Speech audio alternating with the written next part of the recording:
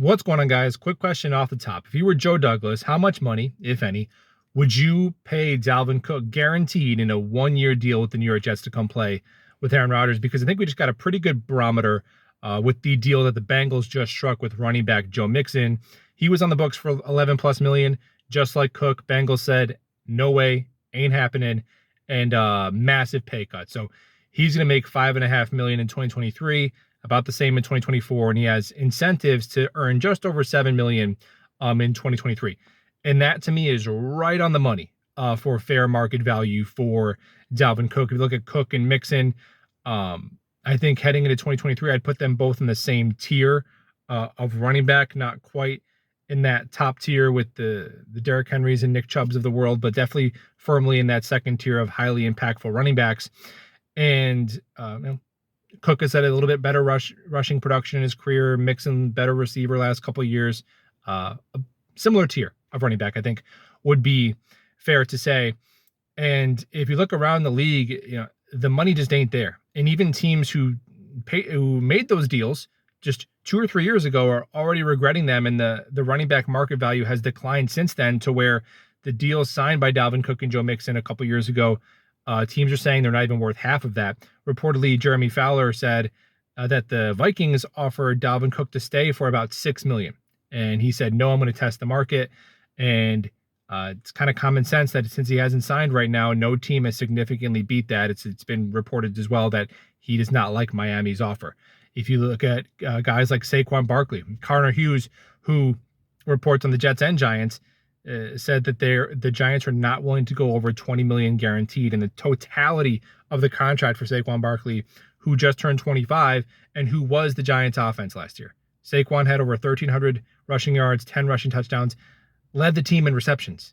He was pretty much he was more than half of an offense for a playoff team, and he can't get his money at 25. Josh Jacobs is arguably the best running back in the league last year. He's 25. The Raiders are playing hardball with him.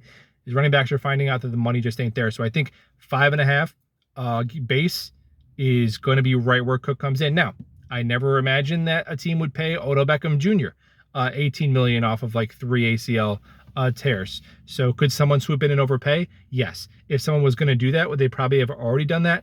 Yes. So that's where I stand with Cook's potential value. Now, Adam Kaplan, NFL Insider, wrote in a piece that was in NFL Insider that Cali Jet went ahead and clipped up on Twitter.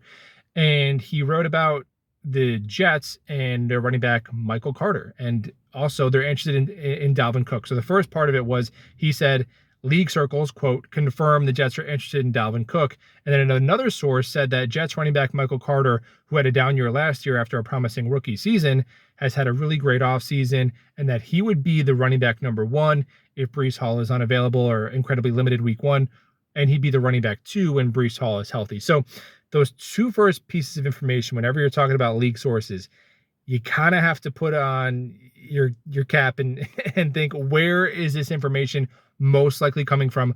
Who does this information benefit? Number 1, that the Jets are interested. Yeah, there is a possibility that it's a complete smokescreen and Dalvin Cook is doing the Kirk Cousins routine and he just wants to go to Miami and he's leveraging the Jets. It's possible. But I do also remember Robert Saleh getting on a podium after, a week later, saying that he was not interested in DeAndre Hopkins at all, saying, yeah, man, I'd bring in Cook, talk to Joe about the money. I'm paraphrasing. That's pretty much what he said. So that is what keeps me kind of Cook on the back burner for me, is that Robert Saleh's tacit endorsement of the Jets signing Cook. So I think the league source interest buzz and Dalvin Cook liking everything on Twitter is definitely partially agent driven. For sure, there's a component of that. Now, the Michael Carter piece, not to be a cynic, it's possible that, Kaplan talked to somebody on the Jets who really likes Michael Carter and just wanted to give him his flowers, and he's had a really good offseason. But I do think if Dalvin Cook is brought in, and I'm looking at this running back room, I think Michael Carter would probably be the odd man out, because I think he could fetch the most in a trade. You're not going to move Izzy or cut Izzy. He's a lock. And I think that Michael Carter, a GM would look back to that rookie season and be willing to give up, I don't know, whatever. It may be a 6th-round pick, and then your running back room is Breece, Cook, Bam, and then Izzy, and you have a late-round pick for your trouble that maybe you can go ahead and get another running back next year. Now, personally, I do I think the chance of Michael Carter bouncing back to his rookie form is worth more than a late, super late pick of next year in a vacuum. But at the same time, if you do bring another running back, you're probably not going to keep 5 running backs, and you don't want to cut somebody and get him for nothing. And then Bam Knight, putting him on waivers, it's like a 50-50 shot that you lose him. So would you rather do that, or would you rather just take a small amount of draft capital if you're the Jets? So that's the way I kind of interpreted that. So we'll see. I would still do it. I'd bring in Cook, and I have a sneaky suspicion that if Cook is brought in, it's going to be for around $5.5-ish million, and that Michael Carter might be on the block. Just my 2 cents. We'll talk about soon.